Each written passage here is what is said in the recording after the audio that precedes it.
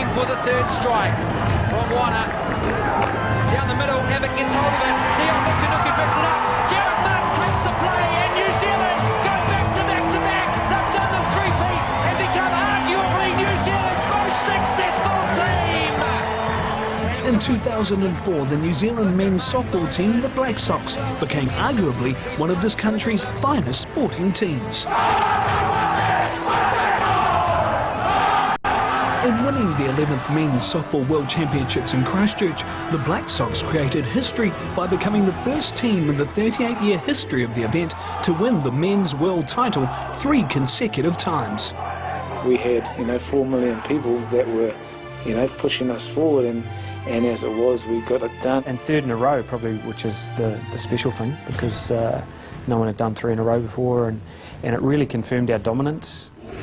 The three-peat, as it's termed in international sporting arenas, began in Midlands, USA in 1996. The team was guided by legendary coach Mike Walsh and was ably supported on the mound by Michael White, who became the first person to ever pitch a perfect game in a World Championships final when the Black Sox beat Canada 4-2. That team was probably the best team I've ever coached. All-round strength of the team. The pitching, the hitting, the defence, just a fantastic team. In 2000 in East London, South Africa, the New Zealanders lost one game in the playoffs to Japan 1-0, but came back to beat that same side in a tight final, with Nelson's Marty Grant sealing the victory as the winning pitcher. We were a really strong, powerful team, I thought, and enjoyed each other's company, even, which is most important too when you're together for over a month, The rest, of course, is history, and the mighty Black Sox went on to the historic three-peat in their own backyard in Christchurch, in front of friends, whānau, and the Kiwi softballing nation. The whole focus was not only to win it for ourselves, but win it for our family and friends, and actually put this team in front of New Zealand. We certainly had something special, and we certainly weren't going to be denied at home. 7 World Championships in a row. It's over 25 years we've been at the in a final, which there's not too many sports can say that in this country. But perhaps the famous victory was summed up by Captain Jared Martin in the victory parade after the World Champs in Christchurch's Cathedral Square, when he broke into a verse of that famous New Zealand folk song and national Māori anthem, 10 Guitars. I have a band of men and all they do is play for me. I do remember saying, that I had a band of men and all they do is play for me, and I've seen old Graham Henry stolen it a little bit here in the last couple of years. This is an historical account of the New Zealand men's softball team. Throughout this documentary, we will meet great players of yesteryear, and we will highlight the history of our game. We'll experience the 5 World Championship victories with the men who were there, and we'll follow the fortunes of our latest tilt at the Men's World Championships from 2009, the four-peat. E harai te mea ko te katoa o rātou kua haumai roto I te pakipū me ka nei. E harai te mea ko te katoa o rātou kei kone kei te hāhātanga o te whenua. Engari, he whakamaharatanga tēnei ki te tini. Kai oko mai, kai whakahaere mai, kai tākoro mai, kai whakahaere o muri, me ngā kai tautoko mai. Katoa o rātou I tākoha nui atu ki tēnei tākoro, arā ki te kōrero, mo te kapa tōke nā pango.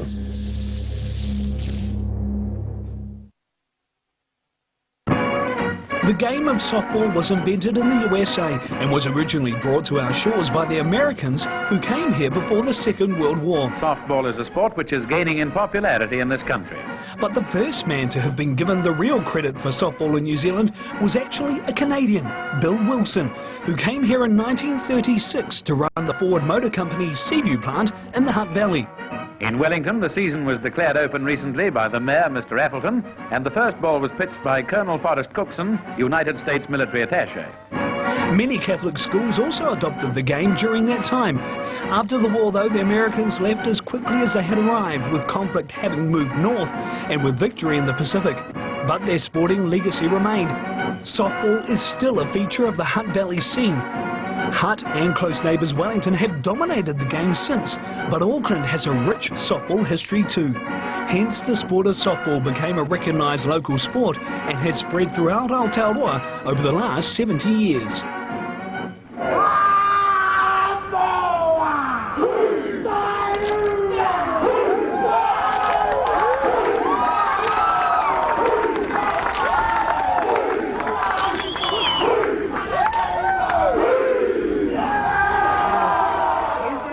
te hanga nei ka haki te mai te iwi Māori I roto I te tākoro poiuka e ngā tau whātakau o te rārautau.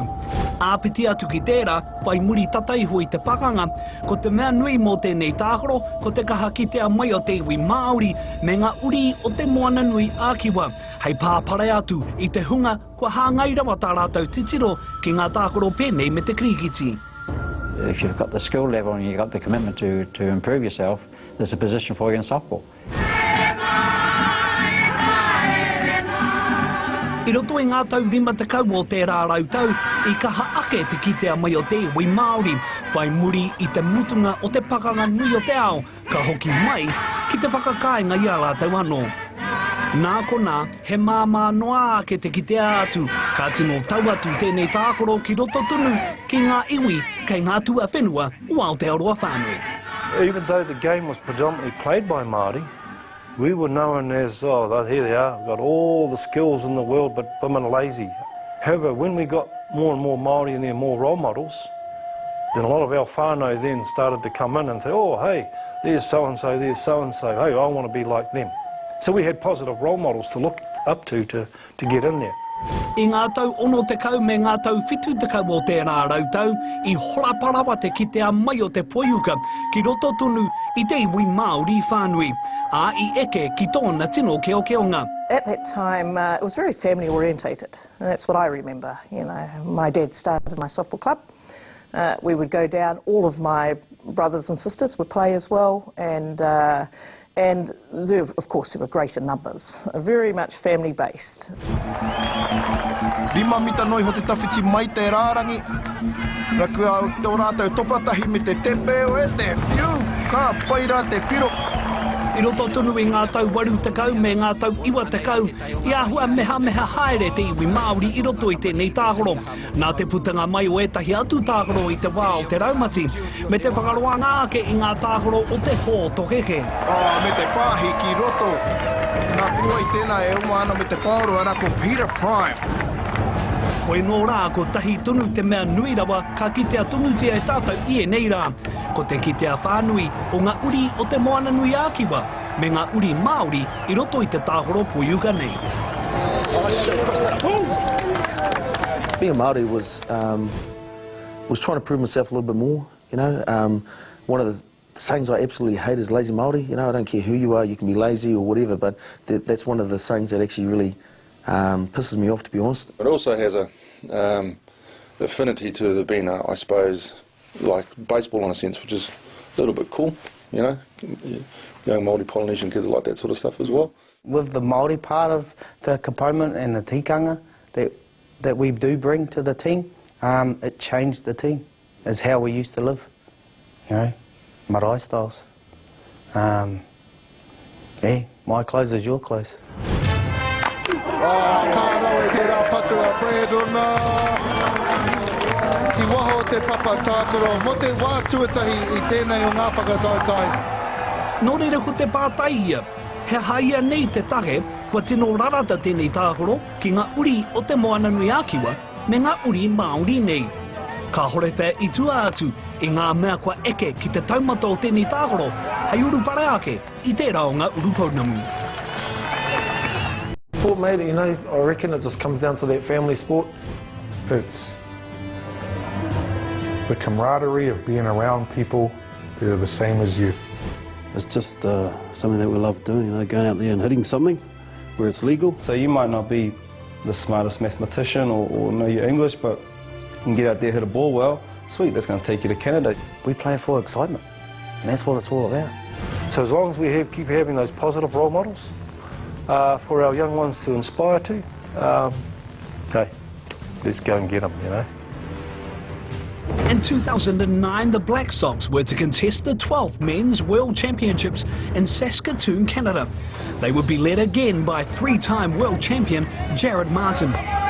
This time, though, the head coach would be Eddie Kalassi, and his pitching coach would be Jimmy Wana, who was the winning pitcher from the grand final in 2004. I work closely with the pitchers, and that's from, you know, the training side of it to also getting in the games and understanding who we're playing and how although we're in a defence, how we're going to attack the other teams. there's a lot of motivated guys within this team. You know, there's 17 of them actually that are proud Kiwis and are proud to play softball for New Zealand. So, you know, we're pretty comfortable where we're at. The pressure's starting to mount now.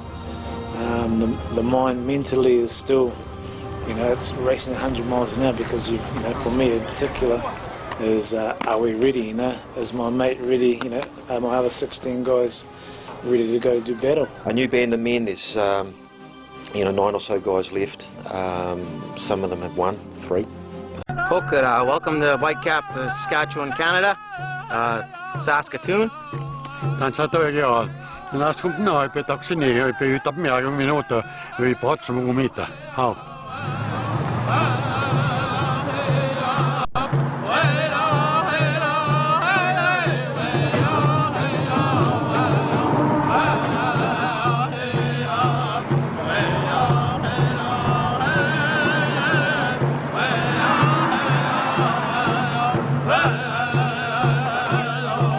Te papatākaro o Gordon Howe ki te takiwā o Saskatoon, Saskatchewan. Ko kānata anō te iwi tangata whenua e whakatau nei i ngā iwi katoa ki te whakatatai poiuka mō ngā tāne katoa te ao I te tau 2021. We consider ourselves the volunteer capital of Saskatoon, so we get lots of events. But to come here and be able to host a world event, 16 countries from around the world, I mean, it's just amazing for the city. They always run a very, very good tournament. The fans, as you can see, show up. They come out and watch the game. They love the game. Doesn't matter who it is, they still come out and watch the games. Many of you may have never heard of Saskatoon, let alone Saskatchewan. And the tournament seemed a world away from the big Canadian cities such as Toronto, Edmonton, Calgary, Vancouver and the capital Montreal. But the organisers were confident in why they were hosting the world of softball's premier event.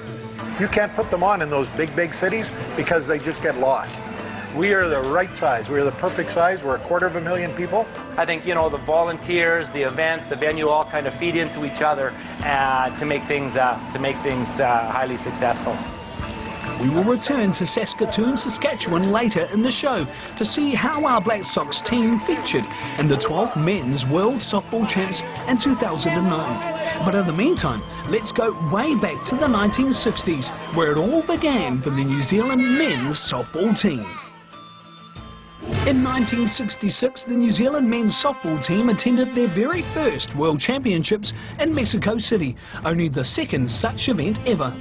Well, of course, we were what they called the Pilgrims, because we were the first team for men to leave this country to go to a world tournament. And it was all into the unknown for us. We didn't know what to expect or what to do. The anticipation was huge. The whole thing was a learning curve. You know, people always said the Japanese were good copiers, but I think New Zealand were better. They were our earliest softballing pioneers of the yet-to-be-named Black Sox. They had odd glove techniques, idiosyncratic batting styles, and even fielded indifferently to the rest of the world. They literally learned new skills on the job and returned to New Zealand having finished a creditable 3rd place. We'd learned how to throw, for a starter. Americans and that came over the top. We left here with sidearms, and so you had not much control. Fair bit of speed, but coming over the top, you never ever got a sore shoulder.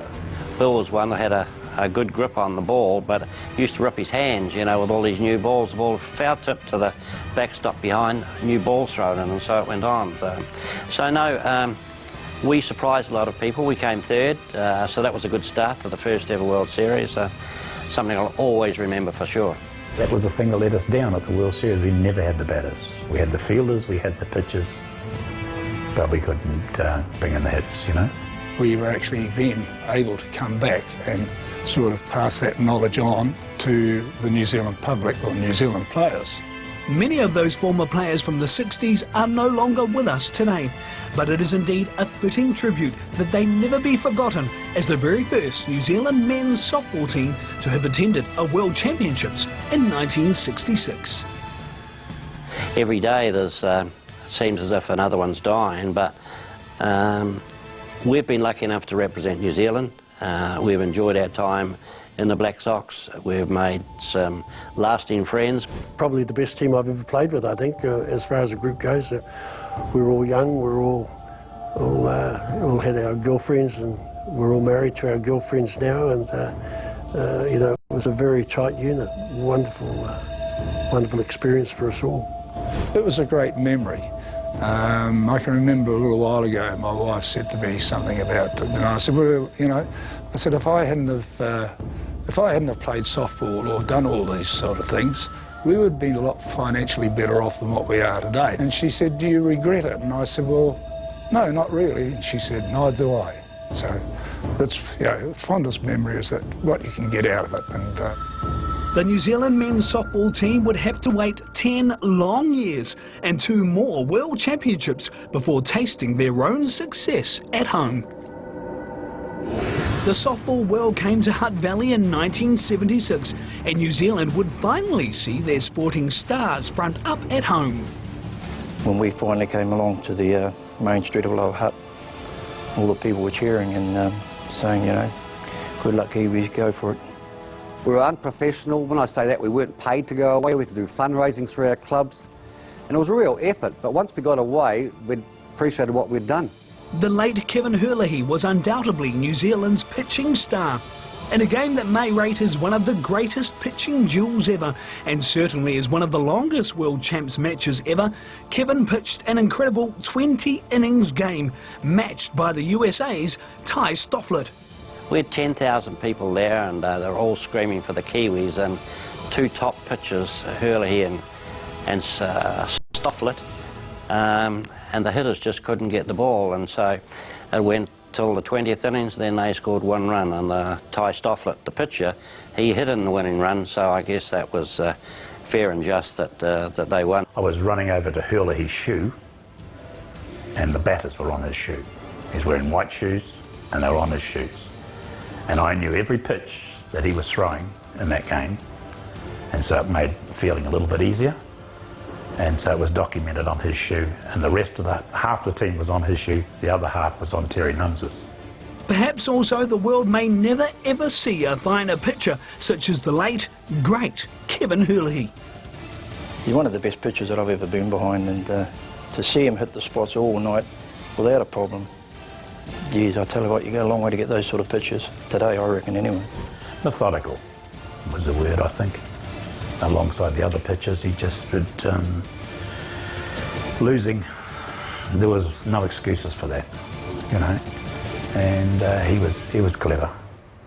In 1976, the World Champs also brought to New Zealand the apartheid-led regime, South Africa, and the game hit the headlines briefly for different reasons.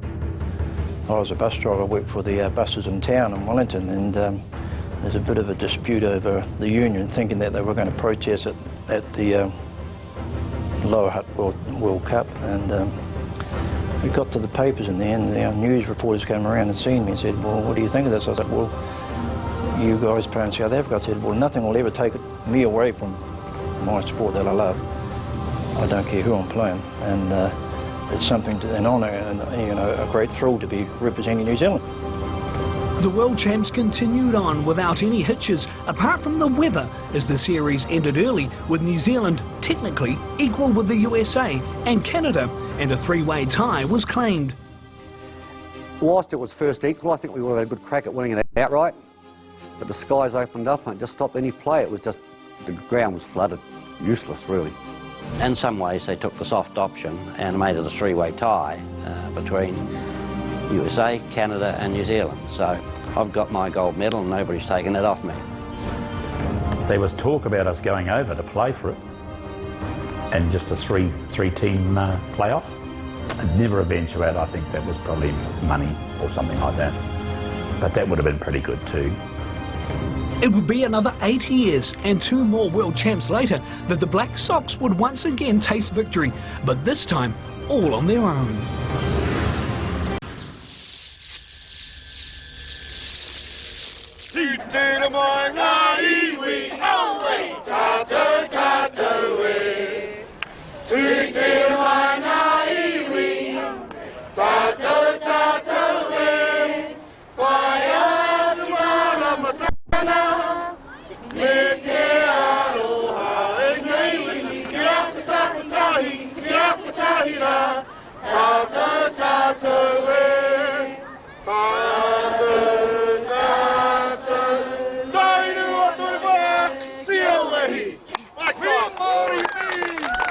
the 12th Men's World Softball Championships in Saskatoon, Canada. The Black Sox kicked off their 2009 campaign by smashing the USA 15-0 in their opening match.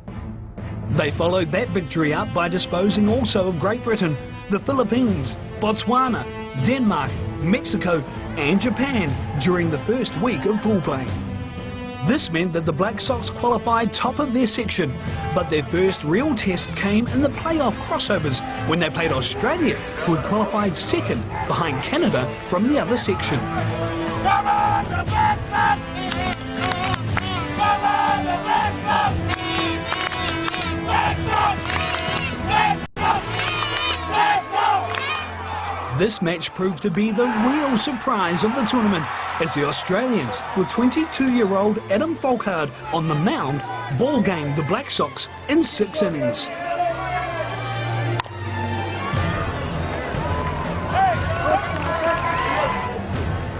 We just, we were bad right across the board, Adam puts a good game out there for the Aussies, and we just didn't score any runs, mate. That was the main thing, and made a few errors, and they capitalised on it. So they just hit the ball, They put the ball in play. We didn't make the outs. As the scoreboard shows, we made a lot of errors, and you just can't win a game when you make that many errors in a game. That surprising victory by the Australians would mean that the Black Sox would now do things much tougher. If they were to get to the gold medal match, they would have to play 4 more games instead of a more convenient 2. It's always tough to lose in the black jersey. We had a lot of words to say over there. We know what went wrong, and we just got to come out as a better team tomorrow. We'll get together and sort of see what went wrong and what we can do to fix it. Just staying together, I think, is the main thing there, and we'll come out a better team tomorrow. And so the three-peat was under threat. The Australians had now showed the world that the Black Sox were beatable and that their defence of the world title was in real danger. 1980 proved to be another disappointing world champs for the Black Sox in Tacoma, Washington State. But by the end of that year, Softball New Zealand had a new coach at the helm. The man in charge now was Mike Walsh. Walsh had proved himself as a winner on the local scene, and by this time many of his players had either toured the US with their club teams or were now playing their off-seasons in the US. The desire and the belief was there right from the start, and I think what it helped accelerate that was the success of the New Zealand women's team, which won their first and only ever World Championship in 1982. And the guys felt, well, we've got to make sure the men are there as well. Come 1984, and Walsh's systems were in full swing. The domestic game in New Zealand was at its height, and Walsh had picked a team of young, keen and intelligent stars brimming with confidence.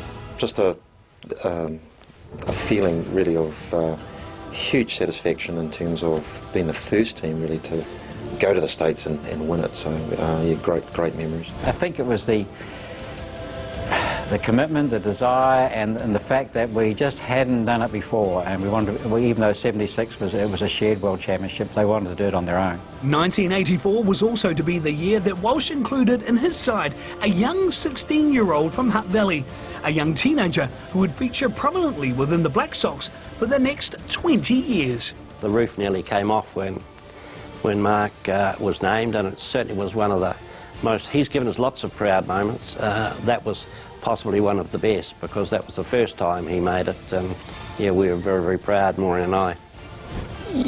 You're really ignorant at 16, eh? Well, I certainly was, and you don't have an appreciation of the amount of work and time. I mean, I came in, I wasn't selected to any pre-tours or series or anything like that. I was just picked for the World Series. So you don't have an appreciation of the camps that they've been through, the time, the planning, the amount of training, the sacrifice and everything. So then you don't fully appreciate the magnitude of the success. New Zealand had never won the World Championships outright, having shared the title back in 1976.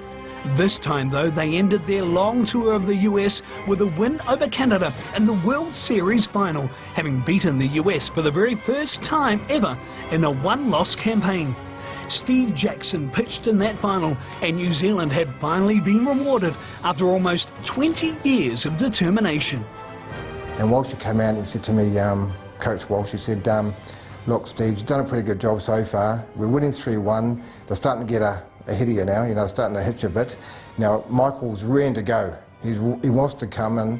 Why don't, you come out, Michael come in. And looked at Michael Walsh, and my catcher, Carl Gould, had a big grin on his face. And I said, Walsh, let's do a deal, mate. I don't want to come out, not if he's going to come in and get all the accolades. Why don't you give me one more chance? If another hitter gets on base, then I'll come out. And Michael didn't know what to say. And Carl was looking at Michael with a big grin on his face, and I think Carl said, Michael, just, let's do what Steve says and we'll see what happens. And of course, there's a long story, unfolded. We got the last out, Carl and I. And Michael White still hasn't talked to me since then. You always want to be in the starting lineup in a World Championship final, but we made the point right from the start, right through the whole program, that hey, it's a 17-man squad. It's not just 9 guys on the field; it's those who are on the bench and supporting each other. Probably the start, really, of what was a great era in New Zealand softball. A little bit that we didn't follow it on in '88 nor '92, but some great players. Great players. To confirm the sport of softball's heyday in the 80s in New Zealand and indeed the world, it is only appropriate that we mention the New Zealand women's team, the White Sox, won their only world title in 1982, and the junior men won the junior world title in 1985. New Zealand softball continued to be prominent internationally though, as our junior men defended their world title and won again in 1989. There was one positive, though, that emerged from the 1992 campaign, and that was the origin of the New Zealand men's team being named the Black Sox.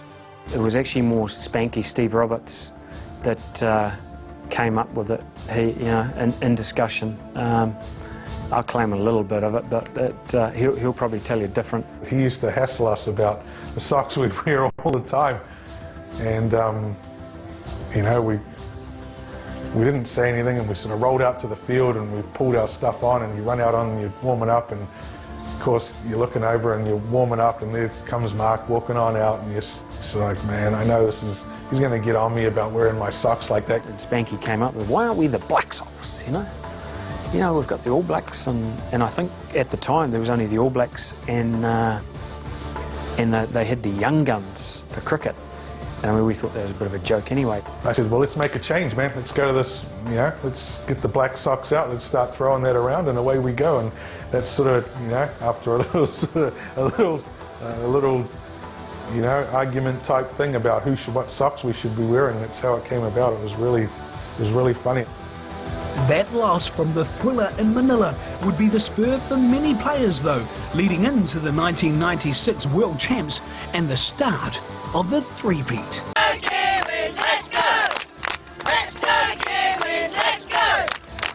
So having lost to the Aussies in the playoff crossovers, the Black Sox then went on to play the USA again. It was not to be the 15-0 drubbing that the Kiwis had inflicted on the US in their opening match of the tournament. This was to be a better and more determined US side. A lot of soul-searching, had a few honest words from Ed and within the team, so today I was back against the wall, because if we came like that today, we wouldn't be here tonight. Boys have just knuckled down and just come out to win, and that's it. No more lives anymore, so we just got to win to survive to the next day. So the Black Sox knocked over the US again and stayed well and truly in the hunt at the 2009 World Champs. Big day tomorrow, 2 games, so yeah, we're just coming out and just going to win. That's why we play, man. The biggest trophies are the hardest ones to get, and yes, we're successful, but the teams are getting better, but we know how to win, and we have won. The other teams think they can win, so we know what we're all about, so we're going to bring it tomorrow. It was back to Midland, Michigan in the USA in 1996 that the three-peat for the Black Sox would start. The Kiwis had won at this venue way back in 1984. The late, great Kevin Herlihy would be pitching coach. Mark Sorensen was captain for the second time at his 4th World Series. The team played unbeaten softball, beating Canada and the US twice. It feels beep beep great, and I'll beep it out for you. It feels great. Thank you. It was one of the best feelings I've had, and just to be amongst a group of guys who are there for each other, it was awesome. Yeah, it was great. It was a great feeling, and really proud to be a Kiwi at the time. You know, it was a sense of elation, you know, completing a job, you know. Oh, there's a lot of emotions. It's sort of, I don't even know the words to describe them, but fantastic, yeah. So to play amongst the calibre of guys there at that time, at their peak, and to be a part of that was something special for me. Especially when I lost my dad, and you know, to come back and win it, you know, it meant a hell of a lot to me and all the people, all my whānau that have supported me, especially, you know, my brothers, my mum, and then my wife and the kids, you know, and so it meant a hell of a lot, yeah. It was a triumphant return to the top for New Zealand softball, and US-based Michael White became the first person to ever pitch a perfect game in a World Series final and leading the Black Sox to a 4-2 victory over Canada. You know, a perfect game on a Saturday afternoon at Fraser Park is hard enough, let alone in the final of the World Champs in Midland, Michigan, Curry Stadium, July the 14th, 1996. The no-hitter always stands out, but you don't get to see the other significant things that took place to actually make that event happen, and for me it was huge. It really didn't matter where we were at in the game. I think they were never going to hit Whitey if they took a cricket bat up. The bats were booming. New Zealand softball had finally shown that they could bat under sustained pressure. The fielders and pitching staff had conceded only 5 runs in 14 games, with 11 shutouts. 1996 also marked the end of Mike Walsh's hugely successful time as coach of the Black Sox. The 96 team had everything. We had superb pitching, excellent catching, and Mark, again, who was our #1 catcher and captain of the team. Wonderful backup in Bevan Martin, and then a superb defence, infield, outfield, and just hitting from 1 to 9, plus the bench. It is the best team that I played on, to go through a tournament undefeated, 14-0, and I think we had 2 perfect games, and one of them was in the final. And that was sort of, I guess, when we started to install a few of maybe the Black Sox values and sort of standards that had sort of carried us through to World Series wins. It would be the new coaching staff of Don Tricker and Eddie Kalassi who would carry the legacy and who would take the team to South Africa to defend the title in 2000. So on to the bronze medal match, New Zealand versus Canada.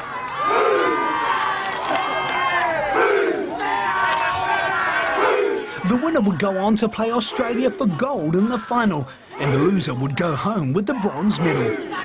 Yet again, the Kiwis would start this match like any other, with a stirring and challenging haka. To counter New Zealand's haka, the Canadian softball team's players and coaches wrapped their arms around each other's shoulders in the pitching circle and sang an inspiring rendition of their national anthem, O Canada, to themselves before the match.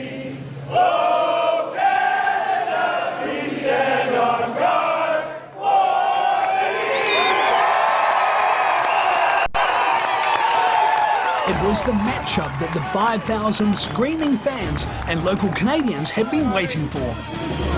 Unfortunately for the Canadians, though, it was the home run trot, not the haka, that would prove to be Canada's demise. The defending world champion Black Sox erupted for 6 runs in the bottom of the 5th innings, including 3 home runs during a span of 4 batters to erase a 4-2 deficit for an 8-5 victory.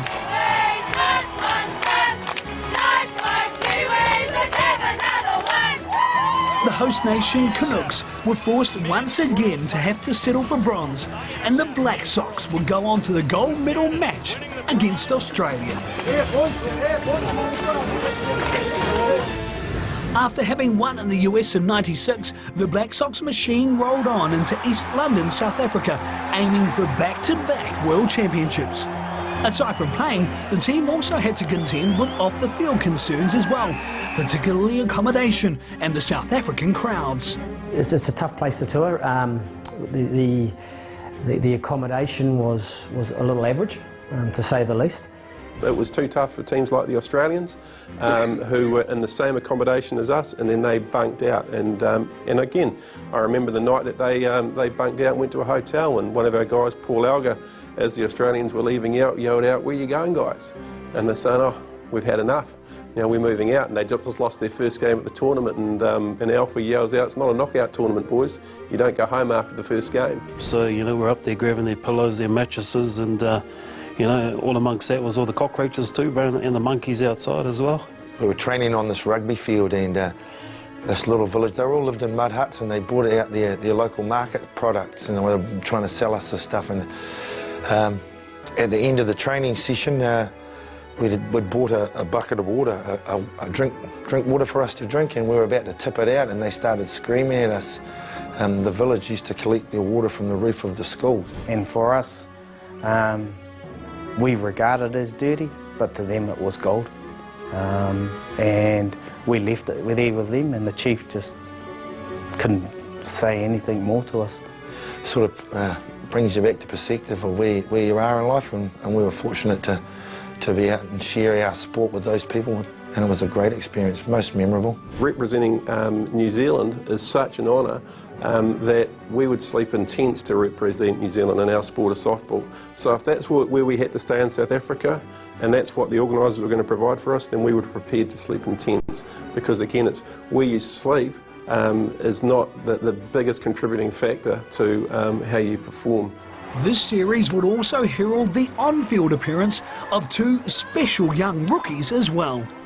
Yeah, I thought when I got the phone call, I thought it was a joke. I said, "You sure you're making the right phone call?" Because, you know, I was young, you're just out of the blue, never made a tour. You know, then all of a sudden make a World Series team. I was like, whoa. You know, I was shocked more than anything. Playing the learning role at that first World Series was tough, and Dion was right there for me. I mean, I had my mum and dad over there as well in South Africa, so that was good. My major memory was actually sitting with Nathan Nukunuku in the dugout watching the final when we weren't playing. And I said, "Bro, this is the last time we're ever gonna watch a final, eh?" Gave him a nudge, and he even agreed to. But, as they've often done in the past, adversity, whether it be on the diamond or off it, was not going to stop this Black Sox team from back-to-back world titles. They would go on to beat the same Japanese team that had defeated them in the playoffs 2-1 in a tied final, with Nelson's Marty Grant the winning pitcher. Part of it was a bit of a daze for me, because I got in a bit of a rhythm, and couldn't remember much of it, and it was just empowering stuff.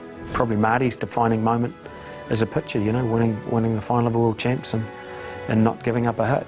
And it was to see, though, you know, someone like Marty Grant just come through and to perform to that level was, I was just so happy for him. I thought I was done after that, to be honest. I thought I was going to retire, but obviously that didn't happen. And yeah, outstanding team, great trip, going to South Africa and doing it was amazing. I was sitting in the dugout. I didn't want to get involved in all the jumping and all the rest of it, because I thought if I'm too close to that, I'm actually going to miss it all. I actually want to see it. And the joy and the emotion that just poured out was just outstanding, or just fantastic. So, New Zealand would finally defend their title and win back-to-back world champs. In 2001, the International Softball Federation announced that the city of Christchurch would host the 12th Men's World Softball Championships in 2004. The early pioneers, the New Zealand sporting public and whānau, would finally get the chance again to see their Black Sox in action at home. The Black Sox would be given the chance to not only defend their world title, but also go on for the historic three-peat in their own backyard.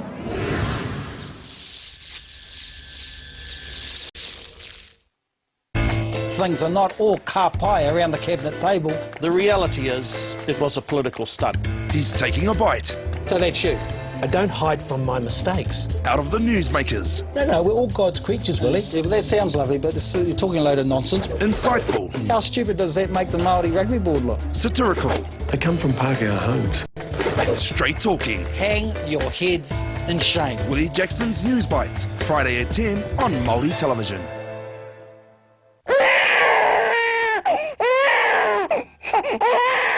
Are you strong enough to count to 10? Never, ever shake a baby.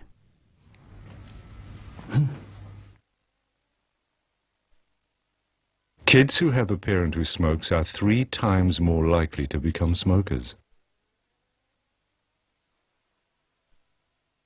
Smoking. Face the facts. When you join 2 Degrees, you can take your whole number with you, even the 021 or the 027 bit at the front. I got a convoy. This is Squeaky Chicken. I've got a Smoky Bandit on my Charlie. Roger that, that's a big 10-4. What's that? It's a big 10-4. What's that? Don't let the flu get you this winter. You could miss out on the things you enjoy for a week or more. Get immunised now. This year it's free for more people. For information, contact us or visit our website. Don't let the flu get you. No unmanly behaviour. It's a no contest. No mincing allowed. Lights on here. Monday nights are mainly for Forward. Great ball. Manly. He's a chance. Manly fans. It is on. They're going to score again. Robertson gets number 3. Bring out the Manly in you. Have a look at this. Manly Night Football. Sea Eagles Cowboys. Monday on Māori Television.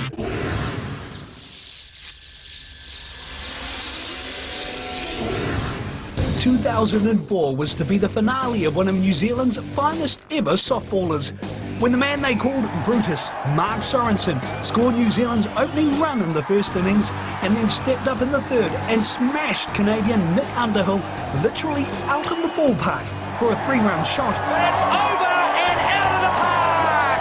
Mark Sorensen brings home 2 runners. The writing was on the wall for the Black Sox to win their 3rd consecutive World Championships, the unheard of three-peat. The only thing different was the way that I dreamt it was that it was going to be in the 7th innings, and you know we were behind, and you know it was going to be a walk-off and win the game, but it wasn't quite that way. But it was still in the final of World Champs, which is pretty special, you know. In fact, Softball New Zealand had retired Sorensen's number 2 jersey when he had finally hung up his mitt after the Black Sox won the 2000 tournament in South Africa. But the temptation of returning from retirement to play at home in front of his family, friends and beloved countrymen proved to be the turning point for Sorensen. Don Tricker had sort of framed it in a way that it was kind of hard to say no, you know, and played on the emotional strings of never having played at home and worked so hard for so long to help the team get to where they were, and you know, sort of played on that front. Looking for the 3rd strike from Warner. Down the middle, Abbott gets hold of it. Dion Nukunuku picks it up. Jared Martin takes the play, and New Zealand go back to back to back. They've done the 3-peat. Sorensen was not alone in having returned from retirement, as the winning pitcher from the World Series final, Jimmy Wana, also came out of retirement for the Christchurch held event. I sort of heard that the World Series would be coming to New Zealand, so I thought, well, who's around? And so I decided to give it a crack. Yeah, I spoke to Don Tricker and Eddie Classy, and got a bit of a feeling for what they were looking for, and sort of backed myself to give it a go. Spare a thought, though, for the man who was to be New Zealand's ace pitcher, Marty Grant, who unfortunately injured his calf on the eve of the tournament. He was going to spearhead our pitching team going into the World Series, and we lose him to a freakish injury that if I hadn't have seen it, I wouldn't have believed it. I would have thought you guys are lying to me. They managed to keep me on, and I really enjoyed that, and I got to share that with the boys, and the work that they'd done and the work that I'd done, and all of us together to get prepared for that tournament. I think that needed to be acknowledged, and Don allowed me to do that. After having beaten up the USA 9-0 and then pushing aside the hapless Canadians twice with 22 runs in 2 games, there was no denying the 2004 Black Sox their 3-peat. The whole focus was not only to win it for ourselves, but win it for our family and friends, and actually put this team in front of New Zealand.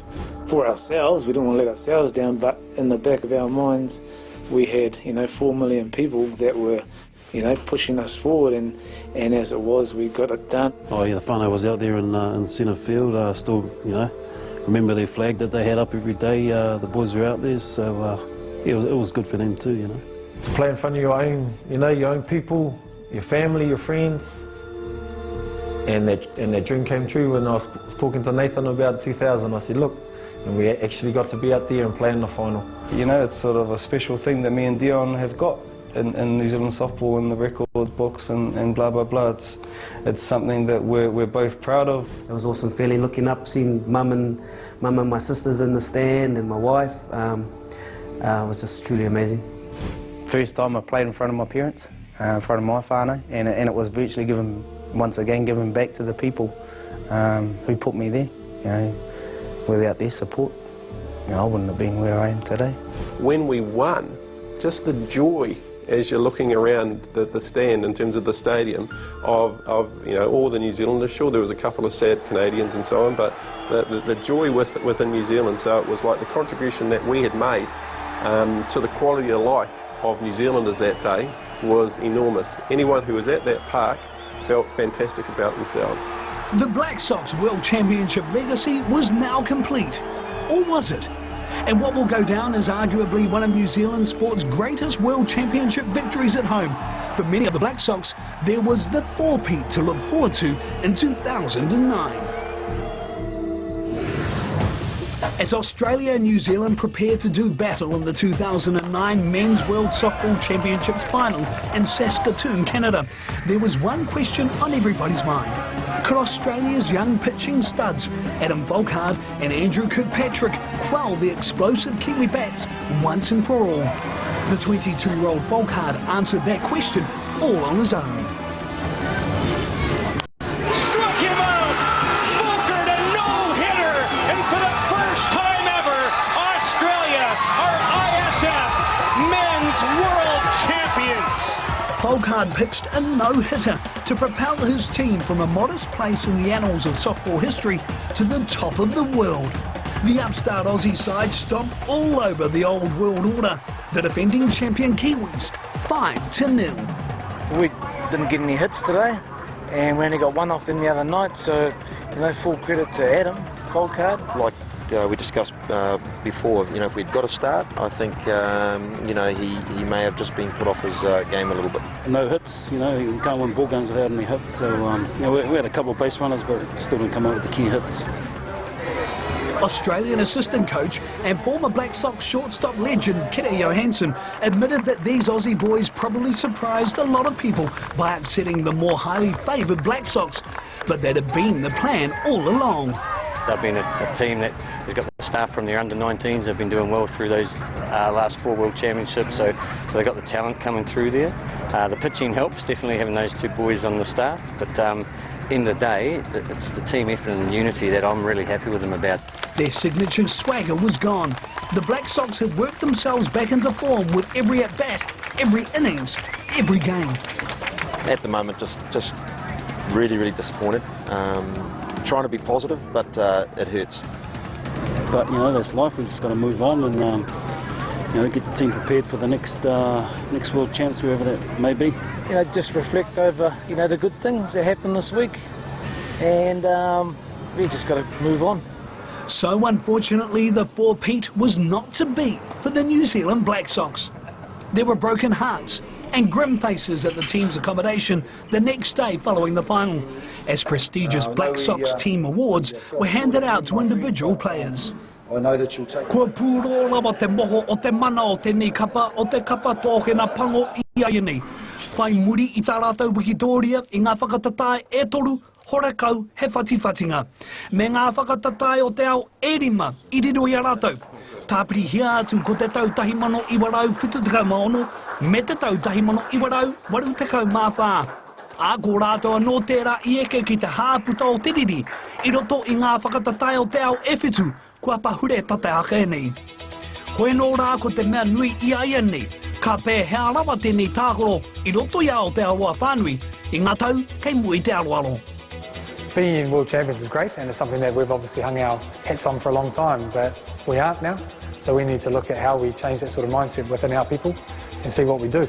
We're going to put a bit of emphasis on our White Sox as well and our junior programs and just try to get more people playing our game. It's a fun game to play.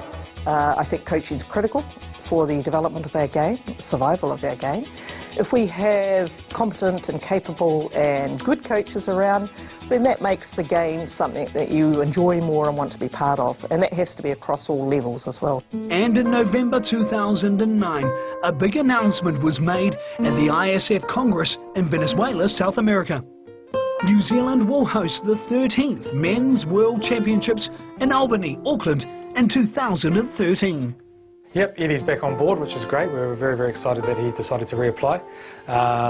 He's still hurting. He's still hurting about coming second. Eddie's a winner, and he couldn't stand losing to Aussie, that's for sure. So he's decided to put his name back in the hat, and we obviously went through that process, and he's been appointed. Nō reire ngai wi ka waihoa ake ko te kupu whakamutunga ki tētahi koeti o Rangapū. I tō kena paunga mai I tō rātou nawa.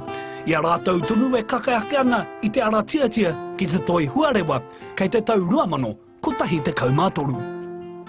2013, yeah. It's 4 years away, mate. We know who the head coach is. We know where the tournament's being played.